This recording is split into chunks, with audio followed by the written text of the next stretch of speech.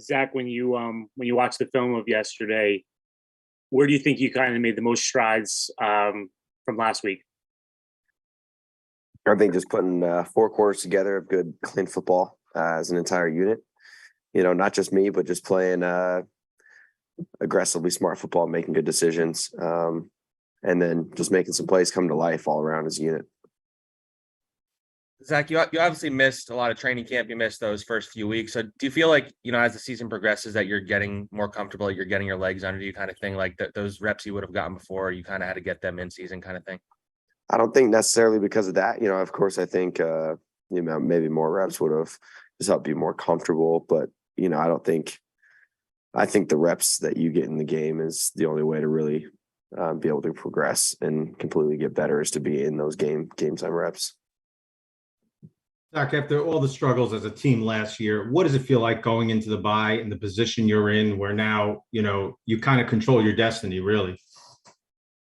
Yeah, it's exciting. We're excited with where we're at, but we know there's a lot of work that needs to be done. So I think because of where we're at, guys are taking this bye week very seriously as far as understanding where we need to be when we come back, the improvements we still need to make, and how we can just keep this thing going.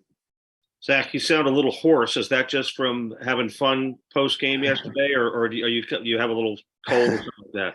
A little bit of mix of everything.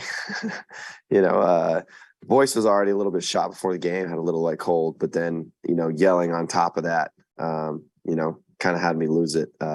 After that game, I could barely talk. So, Zach, I know there was always a level of belief for you guys anyway, but when you wake up this morning and you see half game behind the Bills, who are supposed to be, the kind of the consensus best team in the AFC, does that really kind of give you something? Yeah, it's exciting. We knew how good those guys were, but we understand how good we are. So, such a cool challenge for us to go out there and compete with those guys and get the win. But besides that, I think it's understanding that we have something special. Zach, what is it about Robert that sets him apart as a head coach? I know this is your first head coach, so to speak, but just you got a very close team, very close knit team. That's apparent to all of us that are around you guys. What is it about him that sets him apart, in your opinion? I mean, he does a great job with setting the culture of the team. Kind of the standard of what it takes to be part of our organization, and that's really all a head coach does. You hire your guys to call plays, and he's an amazing defensive coach, obviously. And I know obviously he's probably in there doing whatever he needs to do to get that room right. But majority of what his job is to bring in the right culture, the right mindset, show guys the tools that we have and how to bring us together and how we can play well together. So I think he does a great job of that each and every week of just showing everybody how well we can be playing together.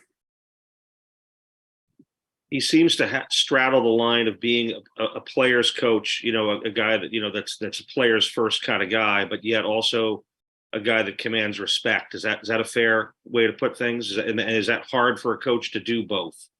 Yeah, absolutely. I'd say he's right there. He's not somebody that you maybe are ever afraid to go talk to. He's easy to go and talk to about things, but he's also going to be honest with you and be hard on you if he needs to, but also like you just said, he demands respect from the whole team. And, I think he has a good balance with it. Thanks, man. Zach, what's your plan for the bye week? Are you going back home? Do you want to get away from football for a little while? What's this week look like for you? Yeah, I get to, see my brothers a little bit. They have a bye week at BYU as well. So I'll be able to go home, pretty much take care of the body. Still try and throw the ball around a little bit, of course, while I'm back home.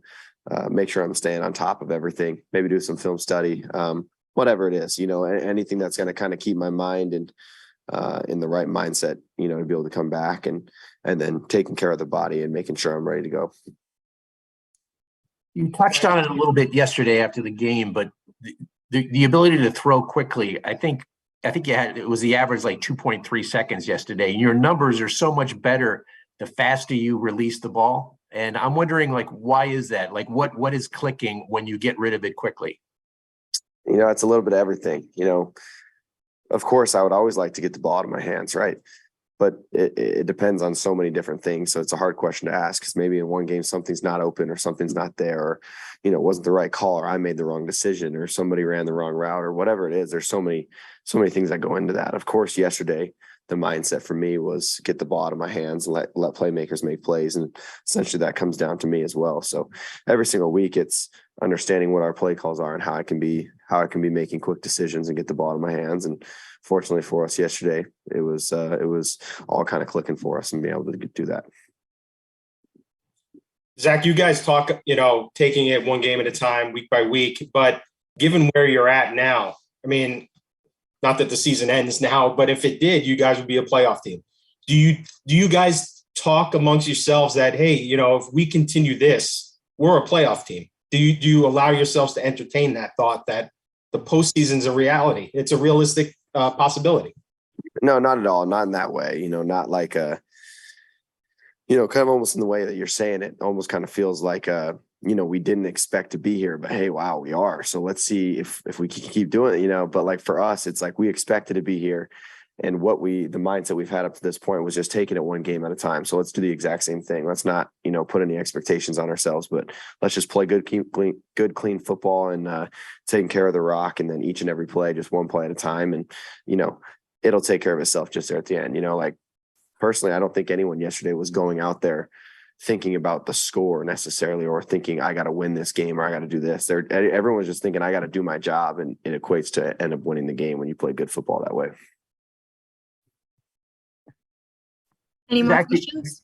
one more. The Elijah Moore situation is interesting because he's out there. The last 3 games he hasn't really been targeted, and I'm curious as to why that's happening. Yeah, it's a tough one. I would love to get you more of the ball.